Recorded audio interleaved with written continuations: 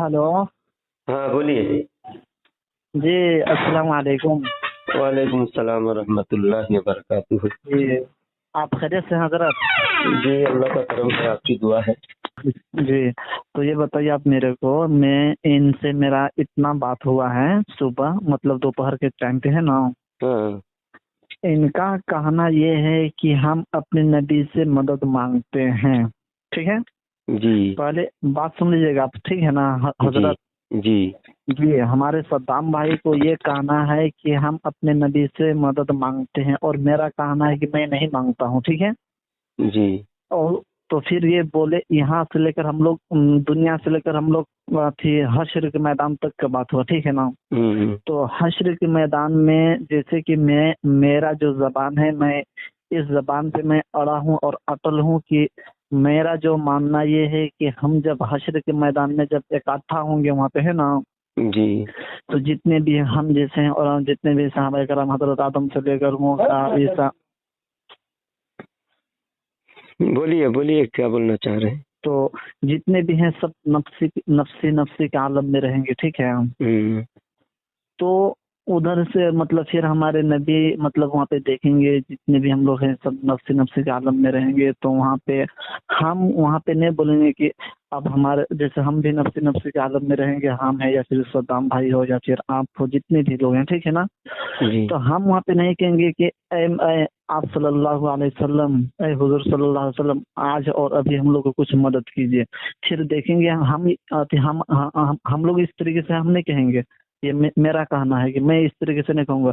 जब देखेंगे हमारे नबी की, हमारी जो उम्मती हैं, जितने भी लोग हैं, सब दर दर की जो इधर उधर जो ठोकरे खा रहे हैं, जो इधर उधर जो अथी भटक रहे हैं, फिर हमारे जब नबी को जब तरस आए तो अपने उम्मती के लिए उधर उधर से फिर हाथ उठाकर ऐसे बिल्कुल हाथ उठाए हुए आएंगे और वो बोलेंगे या रब्बी उम्मती उम्मती।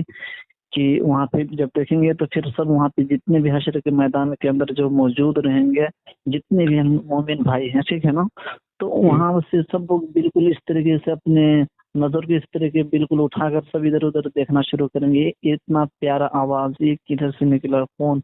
तो सब देखेंगे हमारे आप और हम लोग जितने भी हैं, सबका ये आखिरी नबी हमारे हुजूर सल्लल्लाहु अलैहि वसल्लम आए हैं। तो फिर वहाँ पे जब देखेंगे तो फिर वहाँ पे हमारे नबी अल्लाह ताला से, सुनिए, रात 11:30 हो रहा है, बात शॉर्ट में कीजिए। कोई भी बात है ना, शॉर्ट में जी जी कीजिए। आप सिर्फ अपने दिल से जो समझते हैं वो नहीं, आप कुरान और हदीस के हवाले से जो सुने हैं उलमा से या किताब पढ़े हाँ, हैं वही बात कीजिए। शॉर्ट में कीजिए ताकि रात ज्यादा ठीक ना है। हो। आपको अहम मसला समझाना है, समझे? जी जी आप बिल्कुल। तो शॉर्ट में मेरा ये, बताएं। हाँ, मेरा ये मानना है बस, हाँ, शॉर्ट आउट में बस इतना कह रहा हूँ आपसे, है ना, कि मेरा ये मानना है कि मैं दुनिया के अंदर मैं अपने नबी से मदद मांगता हूँ, और ना वहाँ हशर के मैदान के अंदर मैं कहूँगा कि मतलब या थी ए नबी आप मेरे को मदद कीजिए, और मेरे को मतलब मेरे को यहाँ से आप अथी कीजिए, इस तरीके का मतलब अच्छा, बस यही है। चलिए, बात उतना समझ में आया। आपका कहने जी का मतलब है कि ना दुनिया में रसूल से मदद मांगेंगे ना आखिरत में, लेकिन जो हाँ। सही हदीस में, हाँ, आपकी बात हो गई। आप सही अच्छा, हदीस में ये और एक सेकंड भैया, और एक सेकंड।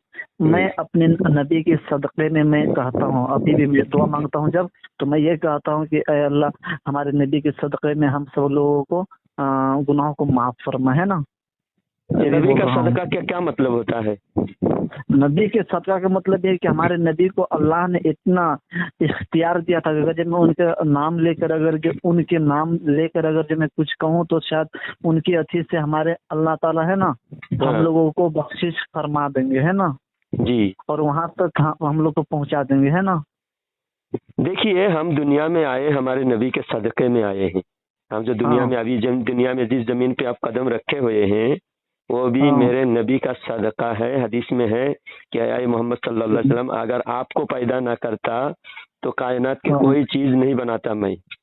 हजरत आदम को भी अल्लाह ने जमीन पे भेजा है मेरे नबी की ऐलान करने के लिए। जैसा आप कोई प्रोग्राम रखते हो, प्रोग्राम रखने से पहले आप पोस्टर छापते हो, मीटिंग करते हो, तैयारी करते हो, पिंडाल बनाते हो, सारी इश्तेहार लगा के माइकिंग करते हो। उसके बाद सारे जलसा तैयार करने के बाद जलसे में बड़े उलमा को बुलाते हो। उलमा आकर जो पहले छोटे छोटे उलमा बयान करके चले जाने के बाद मेन जो खुसूसी मुकर्रिर है, असल जो गेस्ट है, वो लास्ट में बयान करते हैं। बयान हाँ। करने के बाद, उनका बयान होने के बाद फिर क्या होता है, पेंडाल, स्टेज, शामियाना सब वैसा ही रहता है कि निकाल देते हैं? निकाल देते हैं। तो ऐसा ही ये दुनिया का जो शामियाना है आसमान का और जमीन का, और आसमान जमीन के दरमियान में जितने मखलूक को अल्लाह ने बसाया है, ये सारे मखलूक को बसाने का अल्लाह का यही मंशा है, मेरे महबूब की तारीफ हो, मेरे महबूब की तारीफ हो। तो इस तारीफ के खातिर अल्लाह ने जमीन को बिछाया, आसमान को सजाया, और जितने पेड़ पौधे कीड़े आप सिर्फ सुनते रहिए, आप सिर्फ सुनते रहिए, आपके इल्म में इजाफा होगा। ये सारी चीजें अल्लाह ने सजाकर हजरत आदम अलैहिस्सलाम को भेजा। आदम अलैहिस्सलाम जमीन पे आके जमीन में इंसान को बसाया, और इंसान को ऐलान करके गए कि मेरे बाद मेरे औलाद में एक अजीम उश्शान रसूल आने वाले हैं। फिर आदम अलैहिस्सलाम गए, हजरत नूह अलैहिस्सलाम आए, नूह अलैहिस्सलाम भी ऐलान करे, और ऐलान सुनकर जितने लोग सुनते थे सारे लोग इंतजार करते थे, और वो लोग भी जब मुसीबत में होते थे तो वो लोग भी हुजूर सल्लल्लाहु अलैहि वसल्लम के वसीले से दुआ मांगते थे। वकानु यस्तफ्तिहुना अलल्लज़ीना कफरू, काफिरों के मुकाबले में मदद करने बनी इसराइल जब भी मुसीबत में होते। ये जो ये आयत पढ़े एक मरतबा आयत जो पढ़े थी वो आयत वकानु यस्तफ्तिहुना अलल्लज़ीना कफरू, ये सूरह बकरा में पहले पारे में ही सूरह बकरा में है। तो यह जो आयत है, इस तरह की आयतों में अल्लाह ताला ने नबी सल्लल्लाहु अलैहि वसल्लम को ज़मीन पे दुनिया में भेजने का मकसद अल्लाह ने बयान फरमाया है। असल हासिल हुसूल यही है कि हुजूर सल्लल्लाहु अलैहि वसल्लम दुनिया में ना आते तो अल्लाह ताला कोई मखलूक को पैदा ना करता। ये बात हुई। आप सुनिए, आप हुजूर, हमारे हुजूर सल्लल्लाहु अलैहि वसल्लम मैदान महशर में जब हम जाएंगे, हम मोहताज होंगे मदद मांगने के, और सारे मखलूक आदम अलैहिस्सलाम के पास जाएंगे, क्योंकि अल्लाह ताला भुला देगा। और यही बात, जैसा आपने कहा ना कि मैं नबी से मदद नहीं मांगूंगा, तो यही बात लोगों के दिमाग में होगा, और अल्लाह जानता है, अल्लाह नबी की महबूबियत दिखाना है, इसलिए अल्लाह ताला लोगों के जहन में भुला देगा कि आज शफीए महशर हजरत मोहम्मद सल्लल्लाहु अलैहि वसल्लम है। ये बात लोग भूल जाएंगे, इसलिए कि सबसे पहले हजरत आदम अलैहिस्सलाम के पास जाएंगे लोग। तो आप जैसा आप कह रहे हैं कि नबी से मदद मांगना शिरिक है, तो ये शिरिक अगर नहीं, आप नहीं बोले, आप नहीं बोले, आप जो मांगते नहीं और मांगने से मना कर रहे हैं, तो इससे यही जो लोग मना करते हैं उनका कहना है कि ये शिरिक है, इसलिए नहीं मांगना चाहिए। अब हम शिरिक आप दिखा रहे हैं आपको। आदम अलैहिस्सलाम के पास, आदम अलैहिस्सलाम के पास जब आप जाओगे, हम जाएंगे, जाके कहेंगे कि आए आदम हमारी मदद कीजिए, आप हमारे बाप हैं, आज हमारा हिसाब किताब शुरू हो जाए। जब आदम अलैहिस्सलाम से आप कहेंगे, हम कहेंगे, तो आदम अलैहिस्सलाम ये नहीं कहेगा मुझसे मांगने आए हो, शिरिक करने आए हो, अरे तौबा करो, आज मैदान महशर, आज तो अल्लाह तो पूरे जलाल के साथ, जाहो जलाल के साथ अल्लाह ताला इंसाफ पर कायम है, आज तुम डायरेक्ट अल्लाह से मांगो। दुनिया में तो असबाब है, वहाँ तो असबाब नहीं, वहाँ डायरेक्ट अल्लाह से ही मांगना है। फिर भी लोग आदम अलैहिस्सलाम के पास जब जाएंगे तो आदम अलैहिस्सलाम शिरिक नहीं कहेंगे, आदम अलैहिस्सलाम ये नहीं कहेंगे डायरेक्ट अल्लाह के पास जाओ। आदम अलैहिस्सलाम भी नूह अलैहिस्सलाम के पास भेजेंगे, नूह अलैहिस्सलाम इदरीस अलैहिस्सलाम के पास भेजेंगे, इदरीस अलैहिस्सलाम इब्राहिम अलैहिस्सलाम के पास भेजेंगे। इस तरह सारे नबियों के दर बदर भटकते भटकते आखिर में हुजूर सल्लल्लाहु अलैहि वसल्लम के पास आएंगे, और दूसरे नबी जो दूसरे के पास भेजेंगे। आप बताइए, अगर नबी से मांगना शिरिक है तो शिरिक की तरफ भेजना भी तो शिरिक है। तो फिर मुझे बताइए आप, शिरिक नहीं, मैं एक बात समझिए, समझकर फिर दूसरी बात कीजिए ताकि बात आपको क्लियर हो जाए। शिरिक करना शिरिक गुनाह है, और शिरिक की दावत देना, शिरिक की तरफ भेजना, वो भी शिरिक होता है। अगर नबी से मांगना शिरिक होगा तो शिरिक की तरफ जो भेज रहे उनका भेजना भी शिरिक होगा। बात समझे नहीं तो बोलिए, फिर मैं और समझा देता हूँ। मैं बिल्कुल समझ रहा हूँ, बिल्कुल। तो यहाँ शिरिक नहीं होगा, और सारे मखलूक नबी से ही मांगेंगे। जब नबी से मांगेंगे, जब मांगते मांगते आखिर में हमारे नबी के पास आएंगे सारे लोग। ये नहीं कि सिर्फ हमारे नबी की उम्मत हुजूर से मांगेंगे, आदम अलैहिस्सलाम की उम्मत आदम अलैहिस्सलाम से मांगेंगे, ऐसा नहीं है। सारी उम्मत मिलकर, सबके बाप कौन है? आदम अलैहिस्सलाम है। सब पहले अपने बाप के पास जाएंगे, बाप के पास जाएंगे, जाके बोलेंगे आप हमारे बाप हैं, हमको आज परेशानी लगी है, हमको परेशानी से छुटकारा दीजिए। तो आदम अलैहिस्सलाम कहेंगे देखो आज मैं अल्लाह के दरबार में मैं शफाअत करने के लिए नहीं जा सकता, आज का मकाम किसी और का है, जाओ तुम नूह अलैहिस्सलाम के पास जाओ।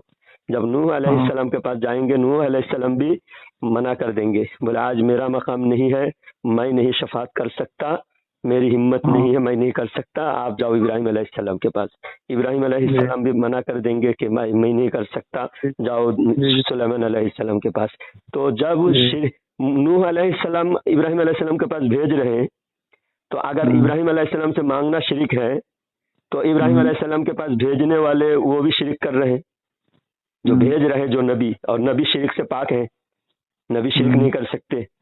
तो इससे यह साबित होता है कि नबी से मांगना मैदान महशर में भी जरूरत है और इस दुनिया में भी जरूरत है। हमारे नबी क़यामत तक के नबी है कि नहीं?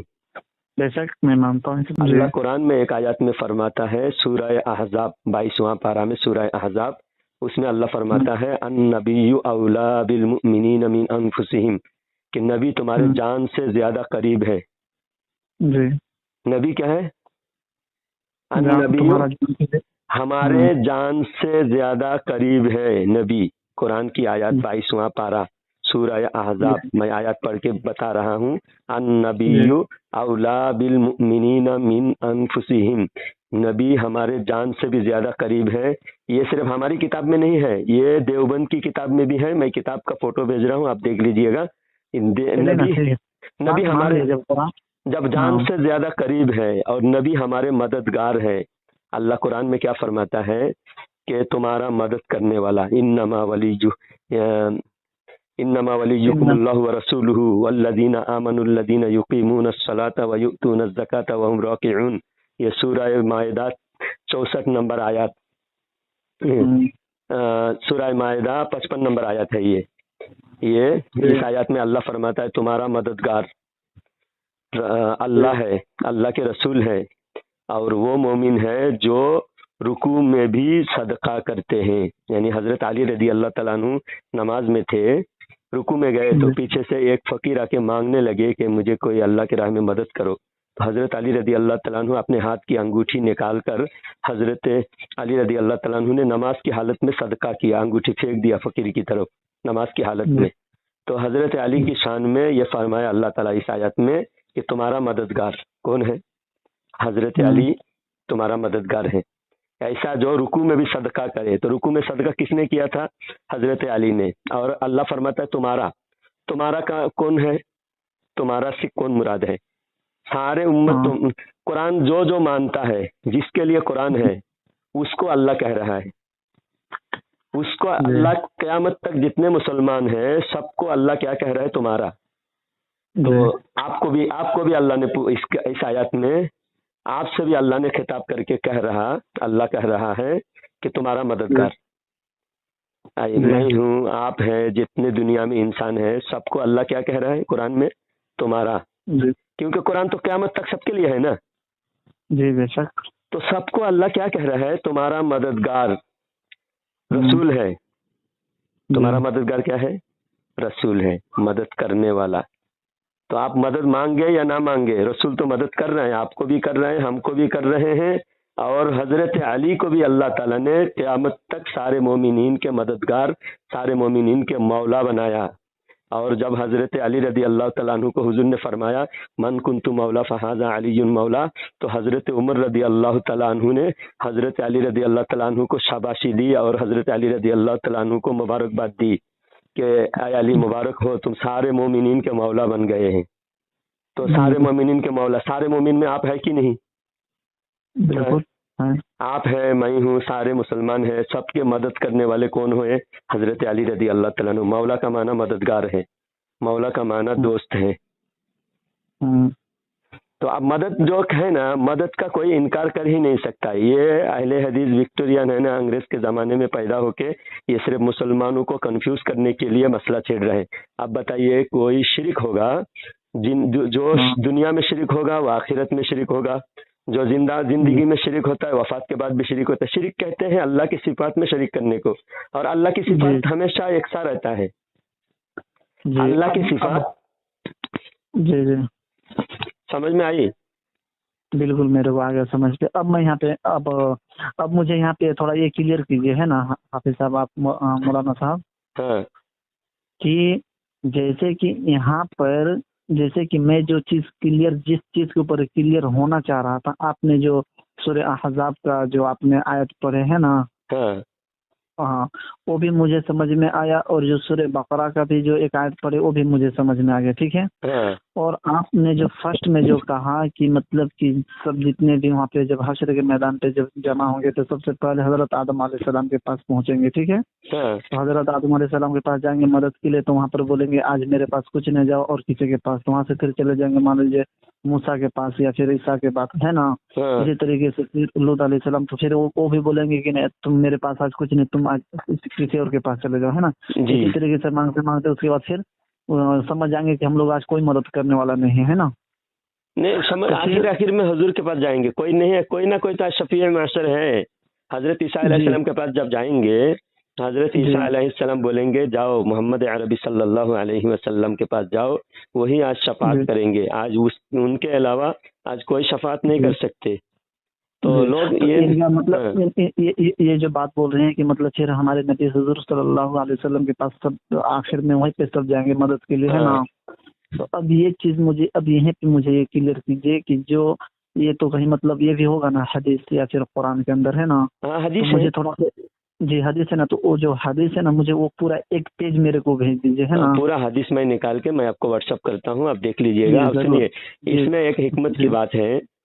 आप देखिए, शुरू में ही अगर हजरत मोहम्मद सल्लल्लाहु अलैहि वसल्लम के पास जाकर सबकी हाजत पूरी हो जाती, शुरू में ही आदम अलैहिस्सलाम के पास भी नहीं जाते, डायरेक्ट हुजूर के पास भी आते, तो हुजूर के मुखालिफिन को आज दुनिया में वहाँ तो कोई शुबा कर ही नहीं सकता। वो हदीस पढ़कर ना दुनिया में शुबा करते, कहते देखो आदम अलैहिस्सलाम के पास जाने से भी काम हो सकता था, लेकिन हुजूर के पास जाना पड़ा हमको। हुजूर के पास ऐसा ही गलती से चले गए।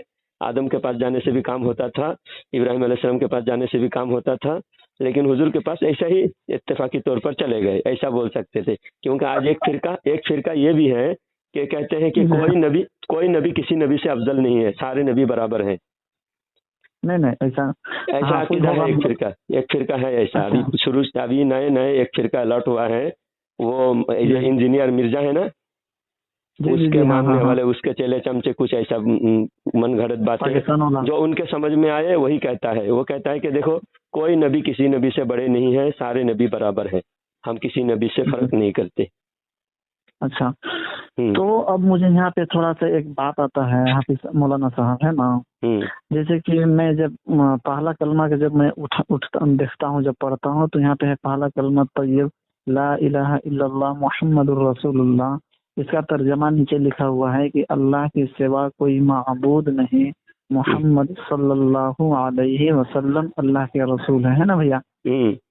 तो यहाँ पे जो अल्लाह की जो यहाँ पे तर्जमा जो बता रहे हैं कि अल्लाह के सिवा कोई माबूद नहीं, अल्लाह यहाँ क्या करे, अल्लाह के सिवा कोई माबूद नहीं, मोहम्मद सल्लल्लाहु अलैहि वसल्लम अल्लाह के। तो यहाँ पे जो माबूद के जो यहाँ पे जो लफ्ज आ जाता है, तो फिर मतलब इसका मतलब भी थोड़ा कुछ मुझे आप समझा सकते हैं। माबूद का मतलब है इबादत के लायक। माबूद जैसा आप है आबिद। सुनिए, आप क्या है, आबिद यानी इबादत करने वाला। तो आप किसकी इबादत करते हो? अल्लाह की। तो अल्लाह है माबूद। एक इबादत के लायक हम अल्लाह को समझते हैं। अब जो बुतों की इबादत करते हैं उसका माबूद क्या है? बुत है। जो ईसा अलैहिस्सलाम की इबादत करते हैं वो ईसा अलैहिस्सलाम उसके माबूद है। कोई माबूद इबादत के लायक नहीं, सिर्फ अल्लाह एक इबादत के लायक है। बाकी जितने माबूद है ना, बाकी माबूद कोई पैगंबर की इबादत कर रहे हैं, वो इबादत के लायक नहीं। कोई भी बुत हो या कोई अल्लाह के महबूब बंदे हो, इबादत के लायक कोई नहीं है। अल्लाह के शरीक, ना अल्लाह के नबी शरीक है, ना फरिश्ते शरीक हैं, ना कोई और मखलूक शरीक है। सब अल्लाह के मखलूक है। और अल्लाह सबका खालिक और मालिक है। अल्लाह माबूद है। तो माबूद होना माबूद होने में कोई जी शरीक नहीं है। मददगार होने में अल्लाह ने कहीं भी नहीं फरमाया कि मैंने दूसरे को माबूद बनाया हूँ, तुम्हारा माबूद ये भी है, तुम्हारा माबूद वो भी है, कहीं नहीं फरमाया। लेकिन अल्लाह ने जी माशाल्लाह। बहुत सारे जगह अल्लाह जी ने फरमा दिया कि तुम्हारा मदद करने वाला वो है, फरिश्ते तुम्हारे मददगार हैं। इन्ना अल्लाह हुआ मौला हुआ जिब्रील व सालिहुल मुमिनीन, तुम्हारा मोमिन बंदा तुम्हारा मददगार है, तुम्हारे जी फरिश्ते तुम्हारे मददगार हैं। लेकिन जी एक वाकया ये भी है कि हजरत उमर रदी अल्लाह तआला अन्हु जब कलमा पढ़ के मुसलमान हुए, 40 मुसलमान जी हुए, हजरत उमर मिला के 40 मुसलमान हुए। तो जब 40 जी मुसलमान हो गए तो अल्लाह ने जी कुरान में ऐलान फरमा दिया, या अय्युहन नबिय्यु हस्बुक अल्लाहु व मन इत्तबअक मिनल मुमिनीन, सूरह अनफाल आयत नंबर 64। अल्लाह ने फरमाया, ऐ नबी आपके लिए अल्लाह काफ़ी है और हजरत जी उमर आपके लिए काफ़ी है। आप जी बताइए, अल्लाह काफ़ी है, अल्लाह के काफ़ी होने में कुछ कमी है? नहीं।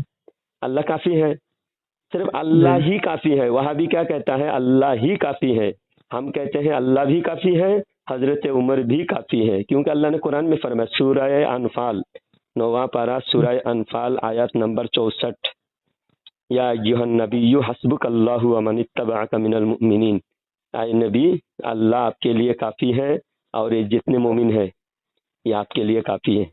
तो मोमिन के काफ़ी होने में, अल्लाह के काफ़ी होने में अलग अलग अल्लाह ने क्यों बयान किया? तो जी जी मोमिन की जो मदद है वो अल्लाह ही की मदद है। अल्लाह का मदद करने का दो तरीका है। अल्लाह के जी मदद करने का कितने तरीका है? तो तरीका। दो तरीका है। हजरत ईसा अलैहिस्सलाम को अल्लाह ने मदद किया, आसमान में जी उठा लिया और दुश्मन की जी सूरत शक्ल बदल दी। हजरत ईसा जी अलैहिस्सलाम को अल्लाह ने मदद किया, अल्लाह ने आसमान में उठा लिया। अब जी कोई दुश्मन आता है तो वो हम्म, दुश्मन को अल्लाह ताला ने मोमिन को ऐसी ताकत देता है, मोमिन को, कि मोमिन दुश्मन को शिकस्त दे देता है। जी तो ये भी अल्लाह की मदद, अल्लाह मोमिन के जिस्म में ताकत दिया। या फिर जी अल्लाह ताला खुद मोमिन को ताकत देने के बजाय जी दुश्मन को ही मार दे, दुश्मन को ही अल्लाह ताला निस्त नाबूद कर दे, मोमिन अपनी जगह पे जी खड़े रहे। एक जी मदद जी समझो, अल्लाह ताला ने जन्नत से दस्तरखान नाजिल फरमाया, जी ईसा अलैहिस्सलाम के लिए जन्नत से दस्तरखान नाजिल फरमाया। ये क्या हुआ? अल्लाह की डायरेक्ट मदद। इसमें जी किसी बंदे को अल्लाह ने जरिया नहीं बनाया, जी जी अल्लाह ने डायरेक्ट दस्तरखान उतारा। अब वहुद की लड़ाई में, खंदक की लड़ाई में सहाबा भूखे थे, 1500 सहाबा थे। तो एक सहाबी ने दावत दी, हजरत जाबिर रदी अल्लाह तआला अन्हु। तो हजरत जी जाबिर रदी अल्लाह तआला अन्हु के घर में छोटी सी बकरी का बच्चा था। उस बकरी के जी बच्चे को सब 5-6 आदमी खा सकते थे, इतना ई थी, यानी 5-6 आदमी की रोटी और सालन का इंतजाम था। हजरत जाबिर जी रदी अल्लाह तआला अन्हु ने चुपके से आके हुजूर सल्लल्लाहु अलैहि वसल्लम के कान में कहा, या रसूल अल्लाह, मुझे आपकी दावत है और आपके साथ 4-5 लोगों को लेके आइएगा। तो जब हजरत जाबिर रदी अल्लाह तआला ने कान में कहा तो हुजूर सल्लल्लाहु अलैहि वसल्लम ने सारे सहाबा को ऐलान कर दिया कि जाबिर के घर में सबकी दावत है। तो हजरत जाबिर डर गए, दौड़ के घर गए, जाके बोले बीवी को गजब हो गया, हम तो 5-6 आदमी को दावत दे रहे थे, हुजूर सल्लल्लाहु अलैहि वसल्लम ने सारे पूरे मजमा 1500 सहाबा को दावत दिए और मेरे घर में 5-6 लोगों का खाने का इंतजाम है। तो जब इतना बीवी ने सुना तो बीवी ने कहा कि हुजूर ने दावत दिया तो फिक्र क्यों कर रहे हो, हुजूर खिलाएंगे इंशाअल्लाह। तो जब घर में सब खाने का इंतजाम हुआ, हुजूर सल्लल्लाहु अलैहि वसल्लम ने आटे की खमीर में हुजूर सल्लल्लाहु अलैहि वसल्लम ने लुआब दहन डाल दिया और कहा कि आटा रोटी बनाते जाओ, सबको खिलाते जाओ। यानी सारे लोगों को खिलाया, 1500 सहाबा खाए, कम नहीं हुआ। तो अल्लाह चाहे तो वहाँ जन्नत के दस्तरखान जन्नत से नाजिल फरमा सकता था कि नहीं? तो ईसा अलैहिस्सलाम के लिए जन्नत से दस्तरखान नाजिल फरमाया था। तो यहाँ 1500 सहाबा जो भूखे थे, यहाँ 1500 सहाबा को जन्नत से दस्तरखान नहीं उतारा, बल्कि हजरत जाबिर को जरिया बनाया, जाबिर के घर में खिलाया। सवाब किसको मिला? जाबिर रदी अल्लाह तआला को सवाब मिला। तो जाबिर रदी अल्लाह तआला को सवाब देना था, तो अल्लाह मदद, जो 1500 सहाबा, एक छोटी सी बकरी का बच्चा और 5-6 लोगों का खाने का इंतजाम जो 1500 सहाबा खाए, ये किसकी मदद है? अल्लाह ही की मदद है। तो अल्लाह अल्लाह जरिया बनाता है, कभी जरिया से मदद करता है, वो भी अल्लाह की मदद है। ये नहीं कि अल्लाह अल्लाह इसमें मदद नहीं किया, जाबिर रदी अल्लाह तआला अन्हु खुद से कर दिया, खुद से नहीं कर सके, ये भी अल्लाह की मदद है, लेकिन अल्लाह ने इनडायरेक्ट मदद किया और वहाँ डायरेक्ट मदद किया। बीच में कोई वास्ता ना हो, डायरेक्ट अगर आसमान से दस्तरखान उतर जाए जन्नत से, वो अल्लाह की डायरेक्ट मदद है। और किसी को बीच में जरिया बनाए तो वो इनडायरेक्ट मदद। तो अल्लाह ने कुरान में जो फरमाया, या अय्युहन नबी हस्बुकल्लाहु अमन इत्तबअका मिनल मुमिनीन, आए नबी अल्लाह आपके लिए काफी है। तो अल्लाह काफी कब है?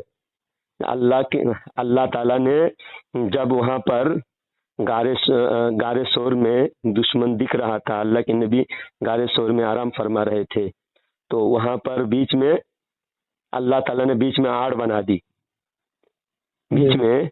हालांकि नीचे से दुश्मन को देख रहे थे, दुश्मन नीचे हुजूर सल्लल्लाहु अलैहि वसल्लम की तरफ दुश्मन नहीं देख रहा था, लेकिन हुजूर दुश्मन को देख रहे थे, हजरत अबू बकर दुश्मन को देख रहे थे। ये अल्लाह की डायरेक्ट मदद है जी। अल्लाह की डायरेक्ट मदद है। और सहाबा के जरिया से मदद अल्लाह ने किया, सहाबा को जरिया बनाया। सहाबा तलवार लेके, ढाल लेके मैदान जंग में अपनी जान की कुर्बानी नजराना पेश करके नबी की मदद किया। तो नबी की जो सहाबा ने मदद किया वो भी अल्लाह की मदद है, अल्लाह की मदद है, लेकिन अल्लाह इनडायरेक्ट किया है। जी, मैं समझ गया मौलाना साहब, ठीक है बात। और मेरा एक सवाल था आपसे। हाँ जैसे कि मैं अपने आप से कहा था कि मैं देवबंदी हूँ, ठीक है जी। तो जैसे कि कोई बरेली हजरात की मस्जिद बन रहा है, ठीक है, तो क्या उस मस्जिद के अंदर हम चंदा दे सकते हैं कि नहीं? अगर जब मुझसे कोई मांगने आ जाए, बरेली हजरात के जो इमाम साहब रहते हैं, वहाँ के जो चंदा करने वाले आते हैं, उनको मैं दे सकता हूँ? मतलब अगर जो आ जाए बोले कि मस्जिद के चंदे दे दो, तो अगर मुझे जितना दे 1000 रुपए 2000, सच में आप बरेली भी हो या देवबंदी हो? बरेली भी हो या देवबंदी हो? मैं देवबंदी हूँ भैया। देवबंदी है तो देवबंदी होने के लिए देवबंदियों का जो अकीदा है वो आप मानोगे तभी तो देवबंदी बनोगे। देवबंदी का अच्छा, देवबंदी किताब में जो लिखा है अल्लाह झूठ बोल सकता है, तो ये तुम्हारा अकीदा है? नहीं, मेरा ये अकीदा नहीं है। मैं तो कभी इसमें तो फिर देवबंदी पूछेगा नहीं। जो देवबंदी सुनिए, देवबंदी का अकीदा है अल्लाह झूठ बोल सकता है, तो अल्लाह झूठ बोल सकता है, उस जो ऐसा अकीदा रखे वो आपकी नजर में मुसलमान है या काफिर है? मैं उसको देखिए बगैर मैं तहकीक किए मैं कैसे बोलूं? अब अल्लाह झूठ बोल सकता है, ये अकीदा क्या ईमान का अकीदा है या कुफर का अकीदा है?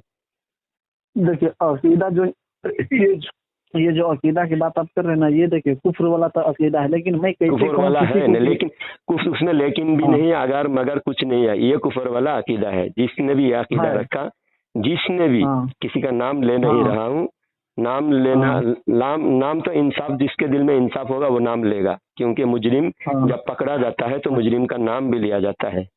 जब वो पुलिस जब पकड़ता है, पकड़ने के बाद मुजरिम का नाम अनाउंस कर देता है कि ये फलाना बंदा जुर्म किया है। हाँ, और इंसाफ का तकाजा कोर्ट में, अदालत में इंसाफ का तकाजा है, जुर्म साबित हो तो मुजरिम का नाम भी लिया जाता है। हाँ, तो अब हम नाम लिए बगैर पहले हम जुर्म साबित करेंगे इसका मुजरिम कौन है। तो बताइए, यहाँ अल्लाह झूठ बोल सकता है, चार किताबों में लिखा है, बड़े बड़े उलमा, सबसे बड़े उलमा उनके देवबंदी मसलक के, अल्लाह झूठ बोल सकता है। अच्छा, सबसे बड़ा उलमा कौन है देवबंदी का? देवबंदी का जो जहाँ से देवबंदी मसलक शुरू हुआ, जहाँ से झगड़ा मुसलमानों के बीच में शुरू होके देवबंदी अलग हो गए, वहाँ शुरुआत हुई रशीद अहमद गंगोही से। 1907 में तकरीबन रशीद अहमद गंगोही 1907 में मर गया। तो उससे पहले की बात है ये? उससे पहले किताब लिख चुके थे, तकरीबन 25 साल पहले किताब लिख चुके थे। 1890 की बात है, 1880 या 90 के बीच में ये किताब लिखी गई है। किताब का नाम है बराहीन कातिया, और एक किताब है फतवाए रशीदिया। ये दोनों किताबें रशीद अहमद गंगोही की हैं, और इन किताबों में लिखा है कि अल्लाह झूठ बोल सकता है। मैं पेज आपको भेज देता हूँ, देख लीजिएगा। तो इस वजह से ये अकीदा, अगर कोई देवबंदी है तो उसको हम देवबंदी कहते हैं जो ये अकीदा माने। रशीद अहमद गंगोही को मुसलमान जो मानेगा वो यह अकीदा मानकर मानना पड़ेगा। और अगर कहते यह अकीदा कुफरिया है तो फिर रशीद अहमद गंगोही लिखने वाला सबसे पहले काफिर हुआ, और उसके मानने वाले जो इसके अकीदा समझकर, उसके अकीदा को समझकर भी उसका सपोर्ट करे तो फिर उसके जैसा वो भी काफिर होगा। समझे? हम देवबंदी को अपने सिर्फ दुश्मनी की बुनियाद पे काफिर नहीं कहते, देवबंदियों की कुफरिया अकीदा की वजह से हम देवबंदी को काफिर कहते हैं। अब दूसरी बात इनका कासिम नानूतुबी लिखा है कि नबी से उम्मती आगे बढ़ सकता है। आप नबी से आगे बढ़ सकते हैं? कभी नहीं। वो तो मैं मर जाऊं तो फिर दोबारा पैदा हूँ, फिर दोबारा मतलब 10-100 मरतबा पैदा हूँ तो भी नहीं। फिर नबी से तो क्या दूर की बात, सहाबा के बराबरी कर सकते हैं। अरे मैं बोला ना, सहाबा छोड़, नबी छोड़े, सहाबा छोड़िए, मतलब अभी जो बड़े बड़े जो ओहदे में जो कुछ लोग ऐसे आलिम जो दीगर उलमा कराम में उनके भी अतिमिना करता हूँ। बस अकीदा सही होना जरूरी है। सबसे पहले अकीदा सही होना जरूरी है। देवबंद के 1-2 नहीं, देवबंदियों के 300 किताबों में गुस्ताखी है। 300 कितनी?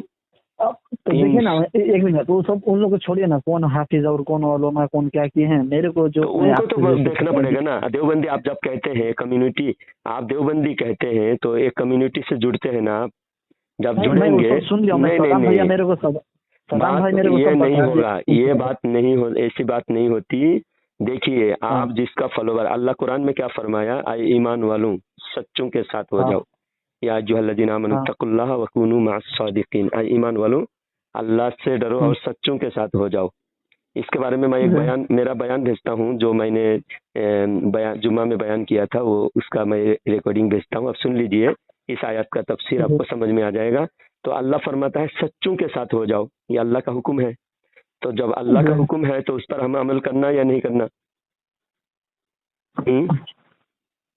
क्यों नहीं, बिल्कुल अमल करना। तो जब कुरान में अल्लाह हुक्म दे रहा है, उस पर अमल जब करने जाओगे तो अब हुजूर ने हदीस में फरमाया कि 73 फिरके में एक फिरका जन्नत में जाएगा। तो एक फिरका क्यों जाएगा? क्योंकि मुसलमान दावा करने वाले 73 ग्रुप में बटे हैं, 73 फिरके में, और 73 फिरके एक ही मुसलमान थे। नबी के जमाने में एक ही मुसलमान थे, बाद में जो डिवाइड होके अलग हो गया वो सारे झूठे फिरके हैं, सब के सब जहन्नम में जाएगा। और जो डिवाइड नहीं हुआ, जो पहले से जिस रास्ते पर थे उसी रास्ते पर कायम है, तो वो जन्नत में जाएगा। तो वही सच्चा फिरका है, वही सच्ची जमात है। आप जब आप झूठों के साथ झूठों के साथ जोड़ रहे हैं तो फिर आपको फिर कहने का हक नहीं है कि हम वो छोड़िए ये छोड़िए। आप जिसके साथ जुड़े हैं उसको आप फिर छोड़ नहीं सकते। अगर उसका छोड़ना है फिर उसकी पहचान को भी मिटाना पड़ेगा। देवबंदी अगर आप कह रहे हैं तो फिर आप देवबंदी से जुड़ गए, उनकी सारी गलतियां आपके साथ जुड़ जाएगा। समझे?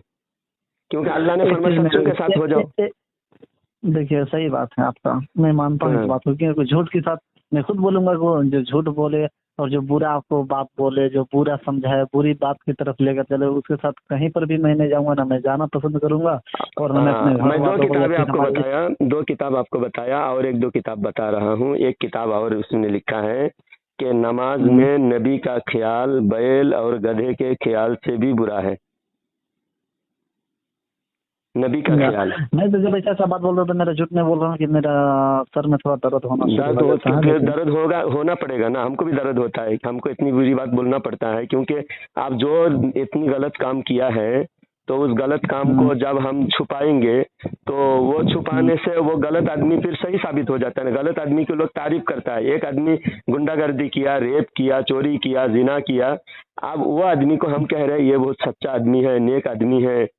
तो बताइए, जो एक जिनाकार, चोर, बटपार, बदमाश को अच्छा आदमी, नेक आदमी कह रहे हैं, तो जो कहने वाला है वो अल्लाह का दुश्मन है या नहीं? वो झूठा है या नहीं? तो आप जब वो झूठे को आप सच्चे के साथ हो जाना है, अल्लाह कुरान में फरमाया ईमान वालों सच्चों के साथ हो जाओ, तो सच्चा कौन झूठा कौन पहचान कराना पड़ेगा ना। आप जब पहचान नहीं करोगे तो सच्चों के साथ कैसे होगे? तो झूठों के साथ होने से बचना भी पड़ेगा, सच्चों के साथ होना भी पड़ेगा। तो इसलिए बयान करना जरूरी है। जी बिल्कुल, बेशक मैं मान लिया, लेकिन आप मतलब कहीं मतलब आप प्रोग्राम में भी जाते हैं कहीं स्टेज वगैरह में, मतलब कहीं हाँ, मैं बयान प्रोग्राम वयान में भी? भी बयान करता हूँ, मस्जिद में इमामत करता हूँ। चलिए माशाल्लाह। और एक चीज़ है कि मतलब आपका कहीं चैनल वैनल भी है आपका या फिर? हाँ, यूट्यूब चैनल भी है मेरा। तो चलिए माशाल्लाह, आप बहुत बड़े ओहदे पे हैं, आप भी एक मुकर्रिर है ना। जी, तो समझे। मैं आपसे गुजारिश करूंगा है ना जी। कि आप इस चीज को, हम जैसे मेरे पास उतना अल्लाह ने इल्म नहीं दिया है ना, हम्म। तो मैं थोड़ा सा इल्म से मैं थोड़ा दूर हूँ है ना। जी। कुरान और हदीस को मैं बिल्कुल बेशक मैं समझने की अल्लाह ने सलाहियत दी है ना, जी। लेकिन उस चीज को मैं तफसील के साथ मैं नहीं बता सकता हूँ और ना मैं वहां तक पकड़ सकता हूँ। तो आप एक कोशिश कीजिए, जितने भी हैं, मैं सद्दाम भाई को मैं 100 मरतबा ने फिर भी 10 मरतबा बोल चुका हूँ यार, जब इस तरीके के जब अति माशरे के अंदर जो इस तरीके के जो शरारत किया है और कर रहा है लोग, चाहे देवबंदी हो या फिर बरेली, मुझे उससे कुछ फर्क नहीं पड़ना, लेकिन इस चीज को जो बड़े बड़े जो उलमाए किराम है, कुछ देवबंदी में भी है कुछ बरेली में भी है, तो फिर इन लोग आपस में इस चीज को मसले का हल क्यों नहीं कर रहे? जब हल होता है, अच्छा, जो खाली मोबाइल में हम देखते हैं, चाहे बरेली उलमा हो या फिर देवबंदी हो या फिर जो भी लोग अहले हदीस हो, शिया हो, सुन्नी हो, जो भी हो, तो इस तरीके को सिर्फ मैं थी मोबाइल पे ही देखता हूँ कि यार आज मेरा देवबंदी से चैलेंज है, आज मैं देवबंदी बोल रहा है आज मेरा बरेली से चैलेंज है, तुम जहाँ आ जाओ, मैं एक्सेप्ट करने के लिए मैं रेडी हूँ, तैयार हूँ। तो यार इन लोग फेस टू फेस क्यों मिलकर इस चीज को क्लियर नहीं कहता कि कौन गलत है कौन सही है? मैं और एक समझ चीज में है आया मेरे पास। आपकी। देखिए, आप लंबी बात करेंगे तो फिर समझने के लिए टाइम भी ज्यादा नहीं है। अभी देखिए, हमने 1 घंटा करीब बात कर लिया, फिर जल्दी जी फजर में उठना है, इसलिए मैं आपको बोल रहा हूँ शॉर्ट में आप बात कीजिए, ताकि मैं शॉर्ट में जवाब देके सोने के लिए चला जाऊँ। जी आप जी जी। सुनिए, मैं देखिए आपको नहीं, छोटा ठीक एग्जांपल है देके, तो आप समझ में आया आपका जी एतराज। आप जितना जी एतराज किए ना, समझ में आया कि ये लोग जो जी बैठकर मसला हल क्यों नहीं करता। तो मैं आपको फॉर जी जी एग्जांपल आपको देता हूँ। अबू जहल जी पत्थर कंकर लेकर हुजूर के पास आया। अबू जहल आके कहा कि बताओ मेरे जी, हाथ में क्या है। तो हुजूर ने हाँ, फरमाया, मैं बोल दूं या तुम्हारे हाथ में जो चीज है वही बोल दे। तो बोले मेरे हाथ अच्छा में जो है समझे। वही बोले। तो हाथ से जी जी कंकर जब कलमा पड़ा तो जी जी मसला हल हो गया क्या? अबू जहल ने मान हाँ, लिया। हाँ, जी जी नहीं अबू जहल नहीं माना, पत्थर में कलमा पड़ा, लेकिन अबू जहल ने पढ़ा। हाँ हाँ? नहीं नहीं जब नबी के सामने मसला हल नहीं हुआ, अच्छा बताइए, इतना बड़ा, अगर हाँ मैं छोटा मोटा आदमी हूँ, मैं एक नबी की एक गुनहगार उम्मत हूँ, मैं नबी का एक जी गुनहगार उम्मत हूँ। मैं अगर 100 जी जी आदमी के सामने मैं अगर कोई करामत दिखा दूं, मैं अगर जी करामत दिखा दूं, जिस गांव में मैं इमामत कर रहा हूँ, मैं गुनहगार हूँ, मैं जी कोई वली नहीं हूँ, मैं, लेकिन अब फॉर एग्जाम्पल आपको समझाने के लिए बोल रहा हूँ। मैं अगर यहाँ कोई जी करामत दिखा दूं, इस गांव में जी तकरीबन 600-700 की आबादी है, तो जी 700 लोगों में थोड़े हिंदू भी हैं, थोड़े वहाबी भी हैं, देवबंदी, अहले हदीस, बरेलवी सब है। उसमें से जी जी 700 लोगों में से फिर भी 100 आदमी मेरे खिलाफ रहेंगे ही रहेंगे। अगर मैं करामत सही। दिखा भी दूं, सब लोग तो कलमा हम्म, नहीं पढ़ेंगे, सब लोग मेरे मेरे वफादार नहीं बनेंगे, कोई न नहीं थोड़े गद्दार बनेंगे ही बनेंगे। ये बात मानते हैं आप? जी मानते हैं हाँ। बिल्कुल। अब मैं असल बात की तरफ आता हूँ। जब ये हाँ देवबंदी पैदा नहीं हुआ था, अहले हदीस पैदा नहीं हुआ था, भारत की धरती पर सिर्फ जी मुसलमान 98% सुन्नी थे और 2% जी शिया थे। भारत में जी जितने मुसलमान थे 100 साल पहले, 98% जी सुन्नी थे और 2% हाँ, शिया थे। शिया के साथ हमारा कोई मामला ही नहीं। शिया का कब्रिस्तान अलग है, उनकी मस्जिदें अलग है, उनका तरीका अलग है, आप तो जानते ही हैं, है ना? है ना? जी जी तो सुन्नी जी जितने 98% थे, उनमें से अचानक एक किताब इन हाँ लोगों ने, ये एक ग्रुप बना हाँ, लिया, देवबंदियों ने एक किताब जी लिखा। किताब का नाम है तक़वियतुल ईमान। जरा गौर से मसला जरा सुनो, समझ में आएगा। तक़वतुल ईमान। हाँ, सबसे पहले ये किताब झगड़े की जड़ है, झगड़ा शुरू यहाँ से हुआ। मैं आपको बोलता हूँ और किताब का फोटो भी मैं भेजता हूँ। इस वाकया जो मैं सुना रहा हूँ, ये हाँ, वाकया मैं आपको बोल रहा हूँ, और वाकया मैं आपको व्हाट्सएप पे भेजता हूँ, सुन पढ़ लीजिएगा। उर्दू आता है ना आपको? जी जी आता है ना। आता है। तो जब जी इस्माइल देहलवी ने तक़वियतुल ईमान लिखा 1830 में, तकरीबन 1830 में लिखा ये तक़वियतुल ईमान। जी कब? जी जी जी जी 1830 के आसपास में, क्योंकि जी 1842 में उसका मौत है, मरा वो जी इस्माइल देहलवी। जी तो तो 1800 ये कौन था? इस्माइल दहलवी, ये कौन थे? ये तबलीग जमात देवबंदियों का ये बड़ा मौलाना है। इससे अच्छा, झगड़ा, अच्छा। इसी ने झगड़ा शुरू किया। जब ये किताब अच्छा। लिखा, एक किताब तक़वियतुल ईमान, इस किताब को लिखा, और इस किताब के बारे में अशरफ अली थानवी, उनको जानते हैं ना अशरफ थानवी को? हाँ, नाम नाम जानता हूँ। सुने? हाँ, तो अशरफ अली हम्म, थानवी ने अपनी किताब में लिखा है, किताब का नाम है अरवाह सलासा। उसमें लिखा है कि सबसे पहले जब तक़वियतुल ईमान इस्माइल देहलवी ने लिखा, इस्माइल देहलवी ने तक़वियतुल ईमान लिखा, तो उलमा की मीटिंग बुलाई। किताब को पब्लिश करने से पहले मीटिंग बुलाई। मीटिंग बुलाकर उलमा के सामने कहा कि मैंने एक ऐसी किताब लिखी जो मुसलमानों के बारे में बहुत सख्ती का लफ्ज इस्तेमाल किया गया। मुसलमानों को मुशरिक कहा गया, उसमें शिरक जली को शिरक खफी को शिरक जली लिख दिया गया, मुसलमानों को मुशरिक कहा गया। इस किताब को अगर पढ़ेंगे लोग लड़ेंगे। क्या कहा गया? इस किताब को मैंने जो लिखा, अगर ऐसा ही मैं किताब को पब्लिश कर दूं, लोग लड़ेंगे। तो इस किताब में अगर कुछ चेंजिंग करना आपको मुनासिब लगे तो आप लोग मशवरा दो। उलमा को पूछे कि आप लोग मशवरा दो, इस किताब में कुछ चेंजिंग करें या ना करें। तो सारे देवबंदी उलमा आपस में मिलके पढ़कर मशवरा दिया कि इस किताब में तो बहुत अच्छी बातें लिखी है, इसमें चेंजिंग करने की जरूरत नहीं है। तो फिर इस्माइल देहलवी ने पूछा, तब तो फिर ये लोग लड़ेंगे तो उसका क्या होगा? तो फिर सोच के कहने लगे कि लोग लड़ेंगे, थोड़े दिन लड़ भिड़ के ठीक हो जाएंगे। अब लड़ाई शुरू किसने किया बताओ आप? लड़ भिड़ के ठीक हो जाएंगे तो बोला, इस किताब की वजह से जो लड़ाई शुरू हुई, आप हमको नबी से मदद मांगने पर हमको मुशरिक शिरिक कह रहे। शिरिक का क्या है? शिरिक कहने का मतलब क्या हुआ? सबसे बड़ा गुनाह। शिरिक से बड़ा कोई गुनाह है? हाँ? नहीं। हमको जो इल्जाम, नबी से मदद मांगना शिरिक कह रहे हैं, और शिरिक नहीं है। मैं कुरान से साबित किया शिरिक नहीं है। तो जब शिरिक नहीं है और शिरिक बता रहे हैं आप, तो हमको गाली दे रहे हैं आप। तो हमको जब गाली दे रहे हैं, हम आपसे लड़ेंगे। तो जब हम आपसे लड़े तो लड़ाई, आपने किताब इसीलिए लिखा कि मुसलमान लड़े और लड़ भिड़ के खुद ठीक हो जाएंगे। तो हम तो लड़ाई शुरू किए, अभी तक तो हम ठीक हुए नहीं, आज तक लड़ाई चल रहा है और ठीक होंगे नहीं। ये किताब लिखे, किताब का पेज आपको भेज रहा हूँ, और इसमें लिखा है कि जी, वो भी किताब भेजिए, और ये भी भेजिए मेरे पास, वो भी हदीस का पूरा एक पेज भेजिए कि मतलब भेजूंगा। अब आखिरी और बात सुनो, जो हमारा जो अभी मसला जो हल क्यों नहीं हो रहा है, उलमा क्यों नहीं बैठ रहे, वो भी सुनो। तो पहली बात तो झगड़ा शुरू उस किताब से हुई, जो कहे, किताब लिखने वाला खुद कहे कि मेरी इस किताब से मुसलमान आपस में लड़ेंगे, लेकिन उम्मीद है कि लड़ भिड़ कर खुद ठीक हो जाएंगे, सुलह कर लेंगे। सुलह नहीं, आप लड़ भिड़ के लड़ते रहेंगे, भिड़ते रहेंगे, ठीक हो जाएंगे। लेकिन लड़ भिड़ के हम ठीक हुए नहीं। क्यों ठीक नहीं हुए? जब वो हमको जिस बुनियाद पे मुशरिक कहा, अगर हमारा शिरिक नहीं होता तो हम ठीक हो जाते। हम गलत होते, हम कहते भाई कुरान में नहीं है, हदीस में नहीं है, तो हम गलत रास्ते पर थे, हम ठीक हो गए, थोड़े दिन हम लड़े, ठीक हो गए। तो हम तो ठीक हुए नहीं, अभी लड़ भिड़ के हमें लड़ाई अभी जारी है। अब दूसरी बात, ये रशीद अहमद गंगोही ने किताब लिखा, जो आप बोले कि मेरा जो है टेम्परेचर हाई हो जाता है आप किताब सुनकर। मैंने बताया ना, दो बातें आपको बताया। एक बात, अल्लाह झूठ बोल सकता है। दूसरी बात ये बताया कि नमाज में नबी का ख्याल बैल और गधे के ख्याल से बदतर है। और तीसरी बात ये लिखा है कि नबी से भी बड़ा हो सकता है उम्मती, और नबी का ख्याल ये भी बताया गया, नमाज में बैल गधे के ख्याल से बदतर है माज़अल्लाह। और एक बात लिखे गए हैं कि नबी के जैसा इल्म तो पागल को भी है।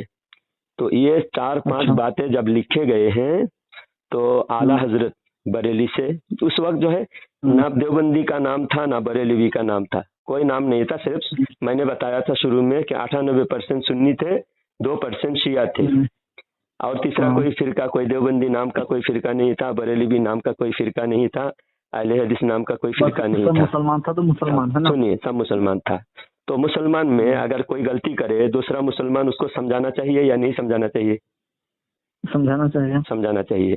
तो एक किताब आई देवबंद से, सहारनपुर से, किताब में लिखा हुआ था कि अल्लाह झूठ बोल सकता है, आला हजरत ने उसको नोट कर लिए।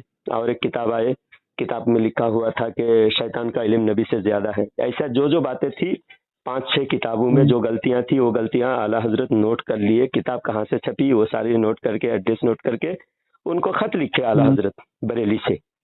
आला हजरत कहाँ पैदा हुए? बरेली में, है ना।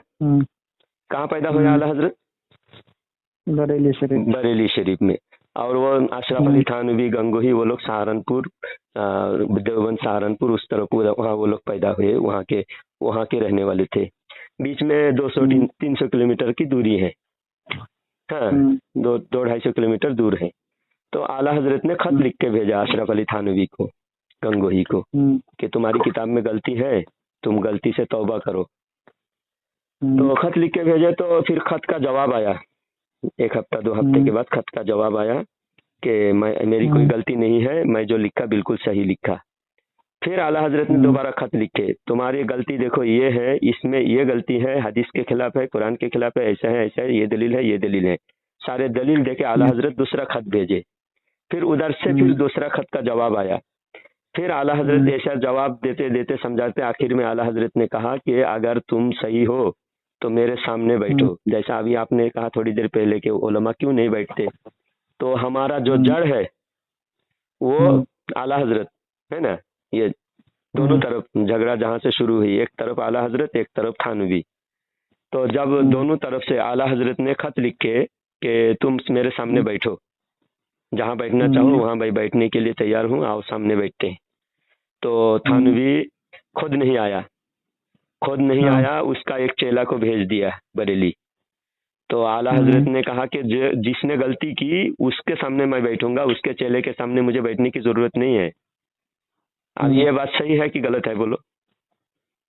बिल्कुल सही है। गलती अगर आप करो, तो आप अगर गलती करो और आप अपने चेले को भेज दो, ये आप अपनी शान जाहिर कर रहे हो। मेरी क्या औकात है, मैं उसके सामने क्यों जाऊं? तो ये तकब्बुर जाहिर हो रहा है। इसलिए आला हजरत ने कहा नहीं, मैं तेरे चेले के सामने नहीं बैठूंगा। तो वो बरेली के जो थानवी का शागिर्द था, मुर्तजा हसन चांदपुरी उसका नाम था, मुर्तजा हसन चांदपुरी, याद रखो। वो बरेली के रेलवे स्टेशन और मुसाफिर खाना और लॉज वगैरह घूम के बरेली में जो उसके चेले चमचे 2-4 कहीं था, उनसे मुलाकात करके उनके सामने कुछ बातें करके वापस चला गया और अपने जीत का जश्न मना लिया, समझे। और बोले, मुर्तजा हसन चांदपुरी ने कहा कि हम बरेली में आला हजरत को ललकारते रहे, आला हजरत हमारे सामने आए नहीं। तो आला हजरत ने कहा कि मैं तेरे सामने क्यों आऊं, मैं तो अशरफ अली थानवी से मैं बात करूंगा जिसने गलती की।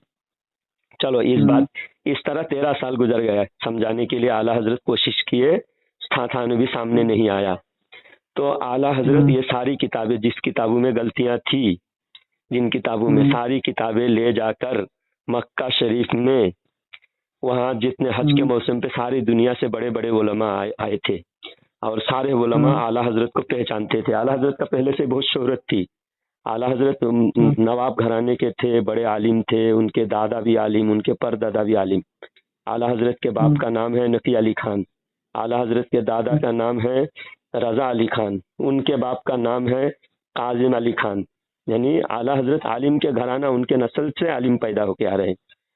तो आला हजरत को सारी दुनिया पहचानते थे, आला हजरत के बाप को भी पहचानते थे, दादा को भी पहचानते थे।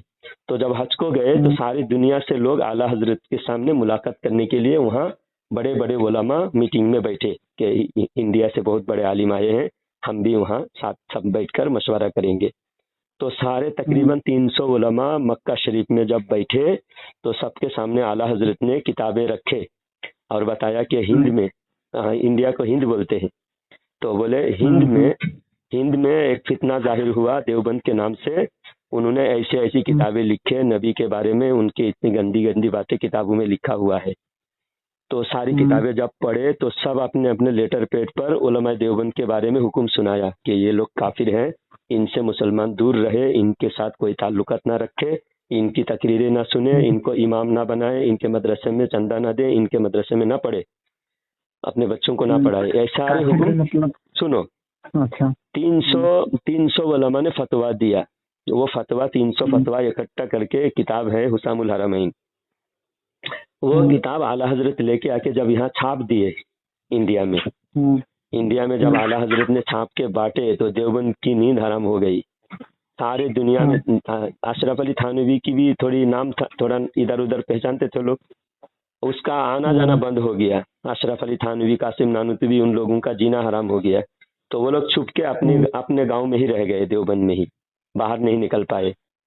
फिर इन लोगों ने चाल चले कि लोगों के सामने अगर हम जाएंगे, जाके बोलेंगे हम तो देवबंदी हैं, देवबंद के उलमा की तरफ से हम आए हैं, देवबंद मदरसे के हम मुदर्रिस हैं, हम देवबंद मदरसे के हम असातिज़ा हैं। जब ऐसा कहेंगे तो लोग तो उनको जूता मारेंगे, क्योंकि आला हजरत ने ऐसे फैला के रखे, किताब इतना आम हो चुकी है, सारे इंडिया का माहौल देवबंदियों के खिलाफ, लोगों का गुस्सा इतना, जैसा आप कहने खून खोलने लगता है। आपने क्या कहा, ये बात सुनकर खून खोलने लगता है। तो जिसने गुस्ताखी की उसके ऊपर तो सबका गुस्सा था ना। थानवी एक बार बम्बई गया था, किसी के घर में रुका था, तो लोगों को पता चला, उस मोहल्ले के लोगों को पता चला कि गुस्ताख आया हुआ है और उसने इतनी बड़ी गुस्ताखी की। तो लोगों ने मुंबई में जो है मदनपुरा जो मोहल्ला है, वहाँ किसी के घर में रुका हुआ था। तो जब रुका हुआ था, पूरे घर लोगों ने घेर लिया था, दरवाजा तोड़ रहे थे, छत के ऊपर से कूद के बाहर निकल के भागा थानवी बम्बई से। और एक जगह थानवी ने 13 साल इमामत किया, बरेलवी बनकर, कानपुर में। अशरफ अली थानवी बरेलवी बनकर 13 साल कानपुर में इमामत करता था। और 13 साल होने के बाद थोड़े लोग उसकी तरफ हो गए, थोड़े लोगों को जो है गुमराह कर लिया था। अचानक एक बात हुई। अच्छा, आप कहाँ के? झारखंड के ना? मैं झारखंड का हूँ। अच्छा, तो आप यूपी के आदत ये है, यूपी में मैं एक बात बयान करता हूँ। यूपी में इमाम साहब के रूम में मोहल्ले के बच्चे फातिहा करने के लिए मिठाई, शिरनी, फिर हलवा, पूरी वगैरह ले जाके इमाम साहब के रूम में जाके बोलते हैं, मुल्ला जी फातिहा दिला दो। अब इमाम साहब जो है क्या करते हैं, दुआ पढ़ के वो थोड़ा रखते हैं तबर्रुक, और थोड़ा वापस कर देते घर के लिए। फिर घर में लोग बांट के खाते हैं। फातिहा की शिरनी है, फातिहा का हलवा मलिदा है, घर वाले बांट के खाते हैं। ये यूपी का तरीका बता रहा हूँ। तो थानवी भी 13 साल जब इमामत करता था तो वो वैसा ही करता था। तो अचानक उसके दिल में शरारत आई, थानवी के दिल में। तो एक औरत जो है मस्जिद के गेट के बाहर खड़े होके अपने छोटे बच्चे को भेजे, 2-3 साल का बच्चे के एक बर्तन में मिठाई रख के बच्चे को भेज दिए, जाओ मौलाना साहब के रूम में लेके जाओ, फातिहा करके लेके आओ। वो बच्चा लेके आके मौलाना के रूम में देके रूम के बाहर खड़े थे। और वो बच्चा बाहर खड़ा था और गेट के बाहर उसकी माँ खड़ी थी। हाँ, माँ खड़ी थी। वो थानवी के रूम में और 2-3 दोस्त थे, थानवी के 2-3 दोस्त थे, और 3-4 लोग मिलके जो मिठाई आया, सारा मिठाई फातिहा देने से पहले खा गया सब। अच्छा। सारा मिठाई खा गया। खाने के बाद वो बच्चा थोड़ी देर के बाद दरवाजा खटखटाया, बोले मौलाना जी, मुल्ला जी, मिठाई वापस करो। तो बोले हम तो खा गए मिठाई सब, तो फातिहा की मिठाई तुम खा गए, हम क्या खाएंगे? तो बोले जाके अम्मी को बोल, यहाँ वहाँ भी रहता है, फातिहा नहीं होते यहाँ। वो तो खुद खा गए थे, अब फातिहा नहीं होते बोल के बच्चा वैसा ही जाके माँ को बोला। उसकी माँ आकर घर में उसके शौहर को बोला कि यहाँ मौली साहब ऐसा ऐसा किया, हम शिरनी लेके गए थे मिठाई और हमारा सारा मिठाई खा गया, खा के बोला कि यहाँ वहाँ भी रहता है, फातिहा नहीं होता। तो ये बात सुनते ही उसका शौहर इतना गर्म गुस्से में एकदम लाल पीला हो गया, और मोहल्ले के लोगों को, सुन रहे, ये मौलाना ऐसा ऐसा बोला। अरे मौलाना वहाँ भी है, चलो लाठी डंडे लेके बाहर निकले। पूरे भीड़ इकट्ठा हुए घर के सामने। वहां से भी थानवी जो है सामने के दरवाजा में पब्लिक भीड़ इकट्ठा थी, पीछे के दरवाजे से मस्जिद के अंदर घुस के मस्जिद के खिड़की से कूद के भाग के चला गया। 13 साल बरेलवी बन के इमामत किया। और थानवी, गंगोही, नानूतवी, इनके उस्ताद, इनके पीरो मुर्शिद सब के सब बरेलवी। तो आप बताओ झगड़ा किसने शुरू किया, किसकी वजह से झगड़ा हो रहा है, आप खुद बताओ। तो हम ऐसे नहीं कह सकते किसी को डायरेक्ट में। आप अपना अच्छाई आप हमारे सामने रख दिए है ना। हम जो ये इतिहास, ये जो हिस्ट्री है, हिस्ट्री अपना पराया नहीं होता। जो हुआ है, जो किताबों में दर्ज है, सही बात जो है, वाकया बिल्कुल है वो बिल्कुल। बता मैं रहे हैं। मेरे को यहाँ पे एक ही बात समझ में आया कि आपने जितना भी बोला बात है ना, हाँ मैं खुल के मैं बात बोल रहा हूँ, आपने जितनी भी बातें करे है ना, हाँ टोटल के टोटल इल्जाम पूरा देवबंदियत के ऊपर लगाए कि मतलब देवबंदी की मतलब आपने चेहरा दिखाया, सामने रख दिया कि मतलब इस तरीके के लोग हरकत करते हैं और इस तरीके के लोग देवबंदियत में रहते हैं। जो भी देवबंदी मतलब उन लोग जो भी थे, अशरफ अली थानवी, रशीद अहमद गंगोही और जो और किसका किसका और कौन कौन है कि, तो मैं तो यहाँ पे यही देखा कि मतलब आपने बहुत अच्छा बात बताया, लेकिन बात के साथ साथ ये भी मेरे को समझ में आया कि आपने एक तरफा, ऐसा भी नहीं है कि देखिए दोनों तरफ का गलती हुआ, चाहे एक ही गलती क्यों ना इधर हो और इधर क्यों ना, लेकिन गलती, लेकिन आपने चाहे आला हजरत के बारे में आपने सिर्फ अच्छाई बयान करे कि मतलब इस तरीके के उनका जो भी है, आप उनका ओहदा बस बढ़ाते बढ़ाते बढ़ाते बहुत अच्छा मेरे को लगा। लेकिन इसी तरीके से कुछ इन लोगों के अंदर भी कुछ खूबियां होंगी, लेकिन इन लोगों का खूबी आपने अभी तक एक भी बयान नहीं करे मेरे पास, है ना। अच्छा तो ये बात सारी ये चीज मुझे बताऊं, मैं अभी तो हम हाँ इनकी खूबी बयान करने के लिए आपने मुझे नहीं बुलाया। आपने मुझे बुलाया कि आप जो इल्जाम हम्म, आपका आपके दिल में था, वो आपका जो भी एतराज था उसका जवाब मैंने दिया। और हाँ। जो ये मेरे लोग मेरे हमसे, को जवाब, एक सुनिए ना। मिनट, एक मिनट चिश्ती साहब, एक मिनट। मैं यहाँ पे जो मेरे को कंफ्यूजन पे मैं जो चीज यहाँ पे मैं क्लियर कराने आया था, मैं अभी भी क्लियर नहीं हुआ हूँ, अभी भी मैं आपको बोल रहा हूँ क्यों। मैं यहाँ पे आया था हमारे जो हुजूर सल्लल्लाहु अलैहि वसल्लम जो हैं वो मदद के लिए, तो मैं इसी बात पे मैं उनको बोला था सदम भाई को कि भैया देखिए मेरे पास ज़्यादा टाइम नहीं रहा था, इनको मालूम है, तो मैं बोला कि भैया देखो मैं 12 बजे तक, लेकिन चलिए यहाँ पे नबी की बात हो रही है और यहाँ पे ईमान की बात हो रही है, तो यहाँ पे और आधा घंटा एक घंटा इधर उधर हो जाए बात, मुझे उससे फर्क नहीं पड़ेगा क्योंकि टाइम में तो आना जाना रहता है ना, लेकिन ऐसी ऐसी बात सुनने की और जानकारी मिलने के लिए बहुत टाइम लगता है, यानी कि पैसा लगाकर भी कोई इंसान चाहेगा कि मैं सुनूं तो भी मुश्किल है, लेकिन मैं ये सारी चीज़ों को मैं समझता हूँ और आपने जो कीमती निकाला, आपने जो टाइम निकाला माशाल्लाह, उसके लिए मैं शुक्रिया अदा करूंगा आपका। लेकिन यहाँ पे जो बात आपने बोली, थोड़ा मुझे यहाँ पे ये लगा कि यार इस तरीके के लोग मतलब इस तरीके के जो मतलब बात एक तरफा खाली करे कि खाली इनकी खाली बुराइयां निकाल निकाल के, मुझे अच्छा एक भी नहीं लग रहा है। अच्छा दूसरी बात ये भैया कि देखिए आप आप, मैं दूसरी यहाँ पे तीसरी बातें सुनिए ना, एक बात क्लियर करने से अब एक बात आपने बोला, उसको क्लियर करने जी के बाद ना दूसरी बातें मैंने आपको,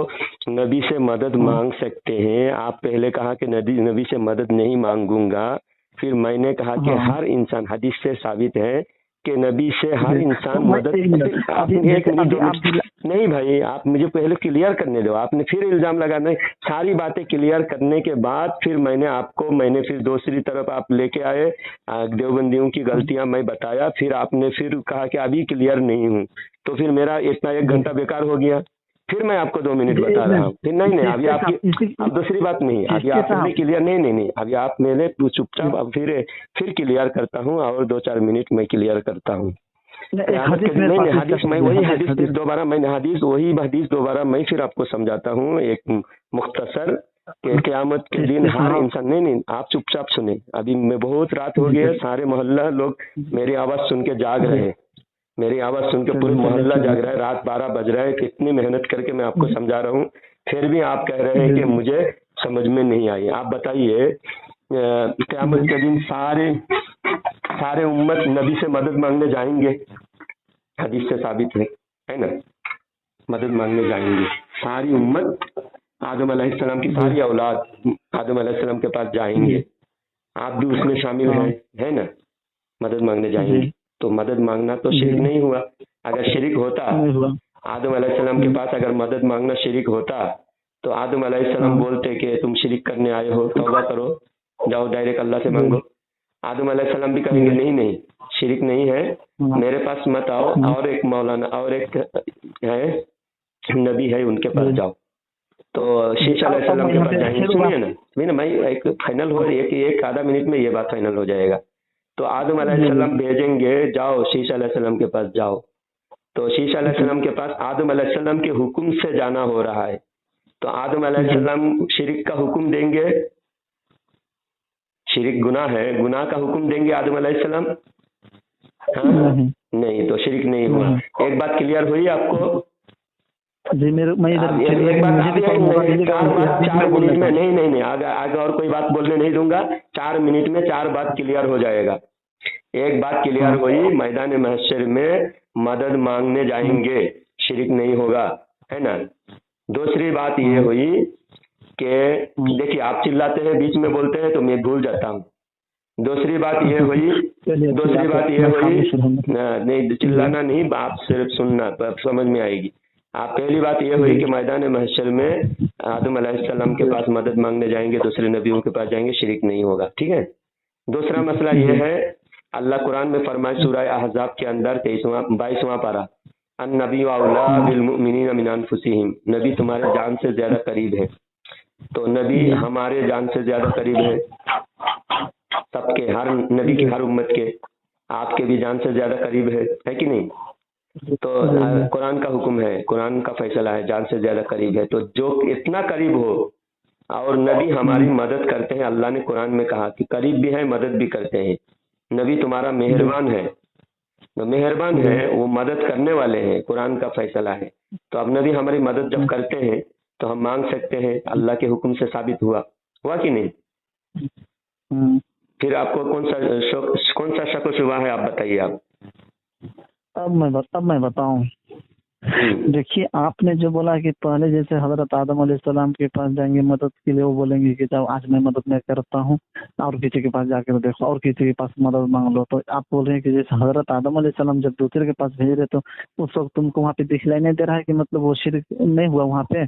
तुम लोग जैसे बोल रहे हो कि नबी से नहीं मांगना चाहिए इस तरीके का, तो मतलब वहाँ पे वो शिरक हुआ ना। मतलब आप ये कह रहे हैं कि मतलब अगर आदम अलैहिस्सलाम से जाकर अगर मदद मांगते हो तो वो शिरक होगा। अगर आदम अलैहिस्सलाम नहीं करते हैं, फिर अगर और किसी से अंबिया कराम के पास भेजते हैं तो वो भी मतलब कि शिरक नहीं, जब वहाँ पे नहीं हुआ तो फिर हमारे नबी से मांगना कैसे शिरक हुआ। तो मैं यहाँ पे ये कंफ्यूजन पे हूँ मुफ्ती साहब कि मैं वहाँ पे मदद, मैं मतलब वहाँ पे देख रहे हैं कि हजरत आदम अलैहिस्सलाम वहाँ पे मौजूद हैं, तो मैं वहाँ पे जब जाऊँगा तो उससे बोलूँगा थोड़ा मुझे मदद कीजिए। तो वहाँ पे मदद के लिए गया हूँ, और जब हर जगह से हम लोग जब हार थक कर जब बैठ जाएंगे तो हमारे नबी, हम लोग नबी से मदद नहीं मांगेंगे, नबी हम लोगों के लिए खुद उधर से सिफारिश करेंगे, है ना। नहीं, सिफारिश हमारे नबी खुद करेंगे। ये गलत बात है। हम मांगे, हर किसी मांगना साबित है। आप हर किसी का, सारे लोग मिलकर जाएंगे, जाके एक एक नबी से कहेंगे हमारे लिए सिफारिश करो, हुक्म मांगेंगे। आना लहा, हुजूर के पास जाके जब कहेंगे, हुजूर के पास जाकर जब कहेंगे कि हमारे लिए शफाअत कीजिए, तो हुजूर कहेंगे आना लहा, हाँ मैं ही हूँ सिफारिश करने वाला, मैं ही हूँ सिफारिश करने वाला। हर किसी से मांगेंगे, मानो ये बात। मैं नहीं मांगूंगा, हुजूर खुद करेंगे, ऐसा नहीं है। कहाँ लिखा हुआ ऐसा है कि हुजूर नहीं, हम नहीं मांगेंगे। हर उम्मती मांगेंगे, उम्मत मोहताज है, शफाअत की भीख मांगना पड़ेगा आपको भी, आप मोहताज है। अभी सदाम भैया लाइन पे, उनके व्हाट्सएप पे भेजिए, आपको वो मेरे को व्हाट्सएप करेंगे। हाँ, मैं अभी मैं निकाल के भेज दूंगा। ये बात हो गई, नबी से मांगेंगे। इतने दिन से आप सारी उम्मत जानते हैं, ये हदीस इतना मशहूर है, फिर आपको किसने सिखाया कि क़यामत के दिन हम नहीं मांगेंगे, नबी खुद से करेंगे। नबी की शान वाले के पास मांगा जाता। हुजूर हजरत आयशा रदी अल्लाह तआला अन्हा पूछती है, या रसूल अल्लाह, क़यामत के दिन करोड़ों उम्मती होंगे, सब परेशान हाल होंगे, आपको तलाश करेंगे तो कहाँ मिलेंगे। तो हुजूर ने फरमाया कि मैं मीज़ान के पल्ले में रहूंगा, वहां तलाश करना मुझे। मीज़ान के पल्ले में, वहां जो मेरी उम्मत की नेकी कम होगा तो मैं मेरी उम्मत की नेकी को बढ़ाने के लिए, नेकी का पल्ला झुकाने के लिए मैं मीज़ान के पल्ले के पास मैं रहूंगा, वहां शफाअत करूंगा। फिर अगर आप वहां ना मिले तो कहाँ, तो हुजूर सल्लल्लाहु अलैहि वसल्लम ने फरमाया, मैं वहां ना मिले तो मैं हौज़े कौसर के पास रहूंगा। मैं हौज़े कौसर के पास, मेरी उम्मत को, प्यासे उम्मत को मैं हौज़े कौसर, जामे कौसर पिलाता रहूंगा। फिर आयशा रज़ी अल्लाह तआला अन्हा पूछती है, या रसूल अल्लाह, वहां ना मिले तो कहाँ रहेंगे। तो हुजूर सल्लल्लाहु अलैहि वसल्लम ने फरमाया कि मैं पुल सिरात के पास रहूंगा। मेरी उम्मत अगर गुनाह के बोझ से पुल सिरात में से गिर जाते रहे तो मैं उनको गिरने नहीं दूंगा, मैं उनको संभाल कर जन्नत पर लेके जाऊंगा। बताइए, इतने मेहरबान नबी की अगर शान जाहिर हो रही है तो उस शान को घटाने के लिए बिला वजह हदीस का इनकार करना क्या जरूरी है। नहीं नहीं, मैं इनकार कहाँ कर रहा हूँ, मैं नहीं यहाँ आप पे बोल रहे हैं कि मानने नहीं हम नहीं मांगेंगे, हदीस में जब है मैं हदीस।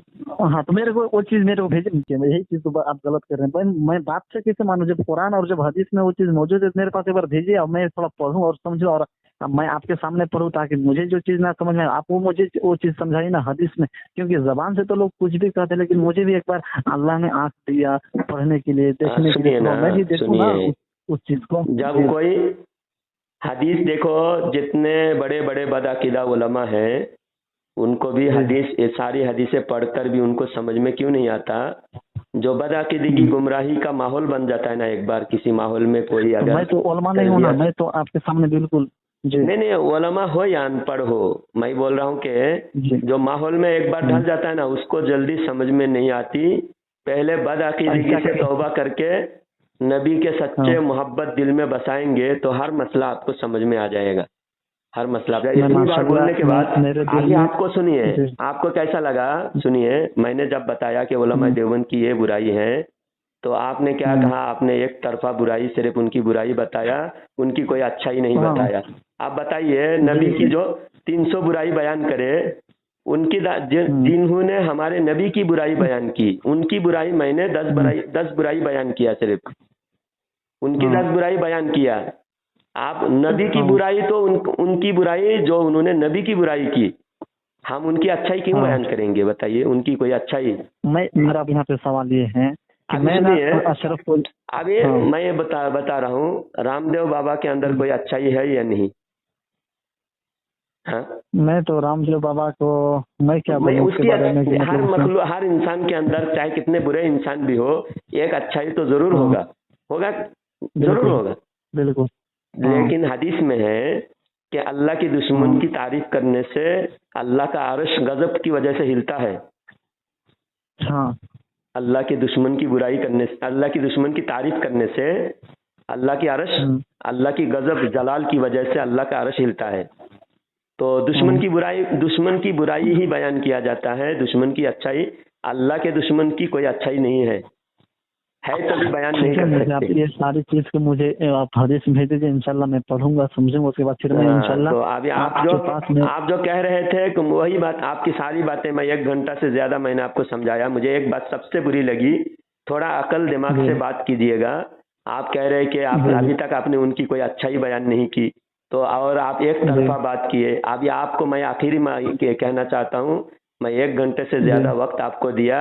अगली बार किसी जी देवबंदी आलिम को समझ में आएगा कि जी कौन से आलिम सच्चे हैं। जो आपको वक्त 10 मिनट वक्त नहीं दे सकता, उसको आप सच्चे मानेंगे। जी उसको आप सच्चे मानेंगे नहीं जो वो तो 10 मिनट आपको वक्त नहीं दे सकता।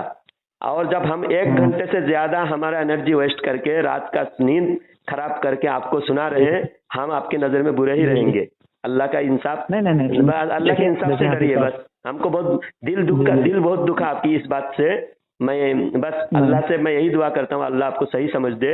आप किसी देवबंदी बड़े आमीन आलिम को आमीन मेरे सामने देखिए, आमने सामने होगी जी ना, दूध का दूध पानी का पानी हो जाएगा। हम आपके लिए 1 घंटे जी से ज्यादा वक्त दिए ना, आप उनको भी लाइन पे जी लीजिए, देवबंदी आलिम को, मुझे भी लाइन पे लीजिए। एक एक उनकी बुराई जी मैं उनके सामने सबूत के साथ रखूंगा। और वो भी जी हमारी जो भी बुराई होगी, आपने कहा हमारे अंदर भी बुराई है, हो सकता है हमारे अंदर जी बुराई हो, तो उसको बोलिए जी कोई ऐसे आलिम हो देवबंद के जो काबिल हो, समझदार हो, हमारी बुराई जानता हो, उसको अच्छी तरह स्टडी करके, तैयारी करके, अगर दम खम है पूरी जी तैयारी करके हमारे सामने आने के लिए बोलिए।